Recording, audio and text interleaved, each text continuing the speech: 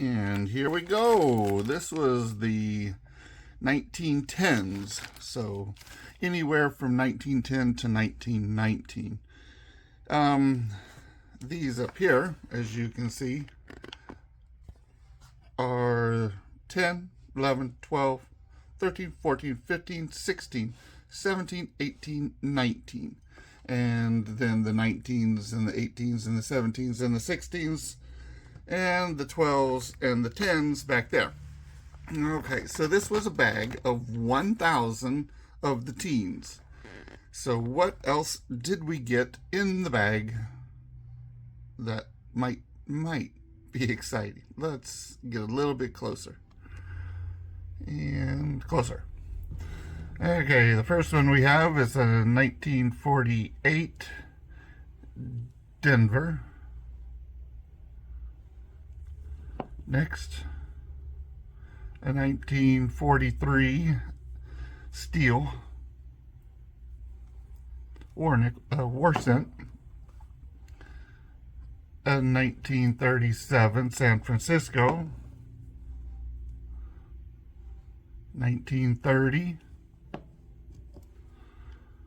Two 1927s. Two 1925s, two 1923s, whole bunch of 1920, and one 20 San Francisco. Okay, so those were kind of normal. We did get one very ugly 1909 VDB. I don't know if I can get that on there. There it is, the VDB on the bottom. Yeah, look at the shape of it. Anyhow, and then it got a stack of 1909s. Philadelphia, no VDBs on the bottom. So that was the teens. Let's continue onwards and go to the 20s. So just a second. It's going to be a second for you. It's probably going to be a day later for me. Anyhow, just a moment. All right, part two. Yippee, right? So the Roaring 20s is happening right now. And let's see what we got. We did get something of interest. I was happy to receive it. This little guy right there. A 22 Denver. Now, for me to see the D on here, if you wanted to call it a weak D, I would not. Let's see if we can come in here. I can definitely make out a D. 1922. Sorry. Denver. So that was our most excitement. So where are we going to go here? See if I can maybe back y'all out just a little bit here. And the 1922 Denver is a $21 coin. Yeah, mine's not in great shape, but it could be a G4 with no problem. Other than that, we did find some other, whoever did, some other ones, but yeah, they're about $1 something a piece. And so here we go on the excitement finds that aren't supposed to be in the bag. First one's up is 2020. Oh, goodness, Mark. 1910. Found a couple of those.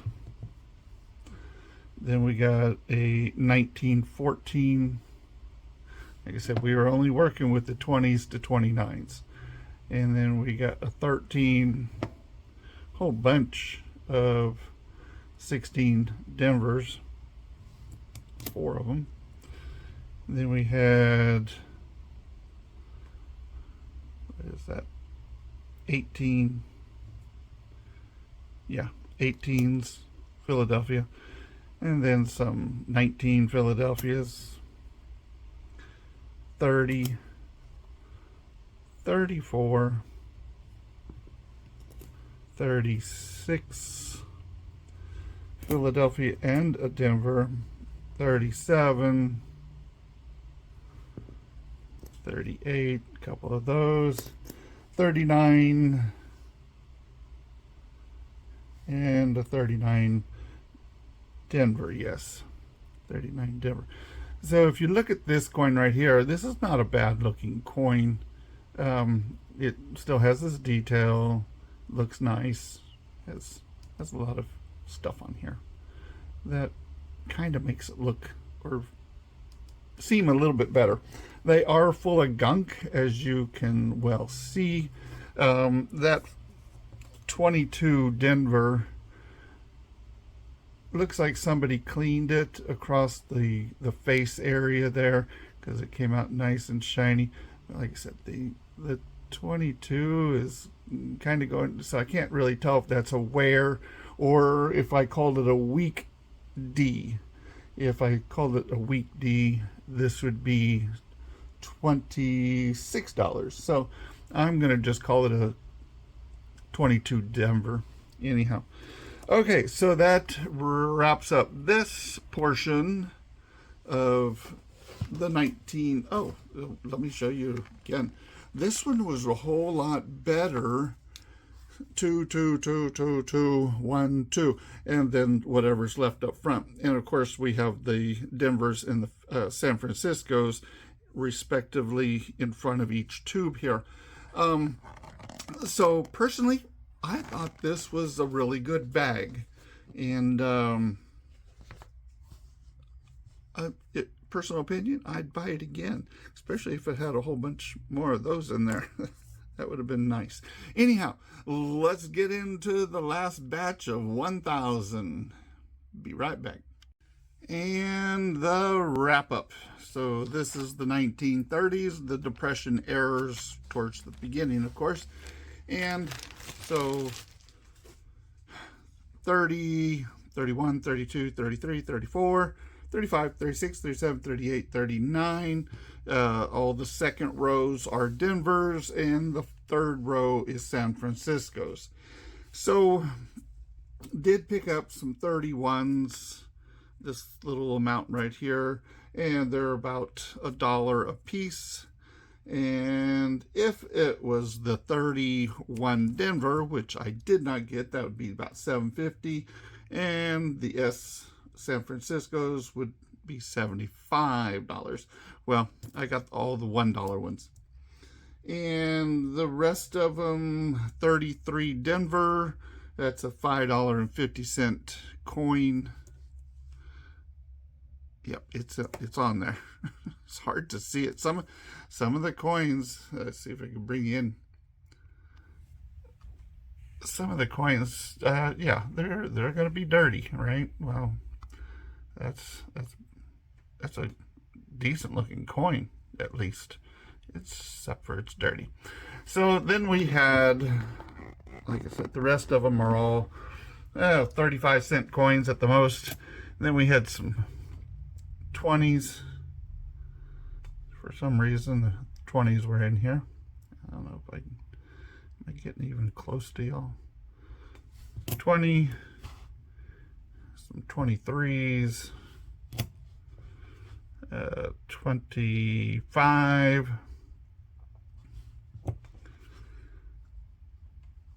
Wow. Like I said, I have to use 26, a 40, 44, 52 Denver, a 50 Denver, and a 50 Philadelphia, 54, 57, and a 58. Now, I was using my 2 brain cells, but I did find scumbaggery. I love it. Anyhow, somebody in one of these coins, and when I had it flipped up, it was one of these that were sitting up here on the last go around, and one of them actually, and I put it away, and I thought it was in my junk pile, which is up there. Nope, searched all the junk pile. Then I looked into my extras, kind of like these here, except for these all have a tube to go into. So like here's my extras, and so these are all different places. I just didn't have a place for them. Anyhow, I went through all of them. They had put a Mercury head dime somehow in. Okay, so see, you can see, well, let me bring it in here. You see the edge, the rim that's on the coins, of course, we all know. So this Mercury dime was on the back side, and it was glued on there. And it's like, well, that don't make no sense. Who would glue a dime on the back of a penny? But so I'm going to call it my pretend mule coin, but at the same time, it's not worth anything, and I did not try to even get them apart. So anyhow, the dirty finger, sorry. This is about the best thing I found, I guess. 1934, and it has the that wood grain look to it, which kind of looked pretty awesome. And the back didn't look so much wood grainy, but anyhow. So that's where we're at and what has happened.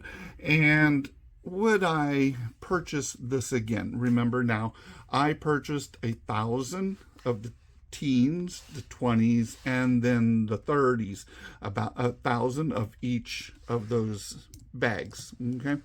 The 20s I thought were really good. They had large varieties. This is the 30s. So I did have a whole bunch of extra coins here, and these are all full because I ran out of paper tubes. I was like, dang, Mark, you've been going through everything so quick. But I felt that this was also a decent, this was the cheapest of all of the, okay, I know, I have to get proof, don't I? The other ones, here we go. I just love it that I can walk around in this room and not have so much trouble. So here was, bring you back in again, sorry. Here was the total. Yeah, too much, I agree. But like I said, the 30s bag was the cheapest. The 20s bag, I don't know, that's a little bit too much for the 20s. The teens, that, you know, if you try to go buy a tube of just, let's just say a 50 piece roll of Lincoln Cents, and you're not going to be paying that much money. But again, I bought 1,000 of them. So each one of these was 1,000, and so you can see how that worked out. The name of the company is Great American. So I had never bought from them before, and personally, I didn't think it was too bad of an idea. So I did it, and I'm trying to fill up all those boxes full of tubes of 50 cents in each tube, and I thought I did pretty good. I wish I would have had more S's, but you saw me when I bought that 5,000 S's. That didn't turn out to be a very good deal. But these here, I'm going to agree. I kind of like it. A little bit on the expensive side, but anyhow. It is what it is, and it's going to be even worse now that the penny's going away and everybody's wanting to, you know, hoard, and that's what I'm doing. I'm hoarding pennies. So, like I say, here I got a big old roll of 1939, worth what, 15 cents a piece or whatever. Anyhow, I got plenty of extra pennies, and that's where I'm going to go and calculate how much I would charge for, let's say, a tube of every cent in here is different. Now, as you can see, I can do it almost easily with the Philadelphias. And then once it gets to the Denvers, well, hey, only one person would get this 1930 Denver, because that's probably the only one. I haven't checked my tubes yet, but that's where these are all going to go here in a minute. So again, like I said, how much would you pay to have, knowing what the price is, what I just paid for all of these, how much would you pay for a tube that has every different date in it? Now, we always say, well, these have been searched through. I will agree to that, because otherwise I would have S's out here where they're more expensive. I would have some Denvers here, if that's even possible. Anyhow, what I'm getting at is that if you have a whole bunch of coins and they're all dated differently, just like when I bought my Morgans, I buy Morgans by the roll, and I've got them from Atmex, and I wanted every one of the Morgans to be a different date and or mint mark. And that's what I was thinking about this type of setup. So tell me, what would you pay for? And that would only be 50. So I think it would actually have to be 2 rolls of different dates, different mint marks. So would be 100 coins. What do you think that would, what would you pay for something like that?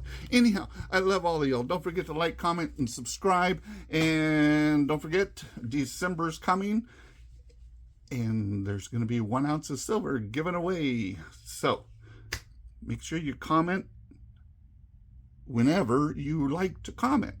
But I only am going to pick out of the comments coming in December. All right. Love all of you. Bye.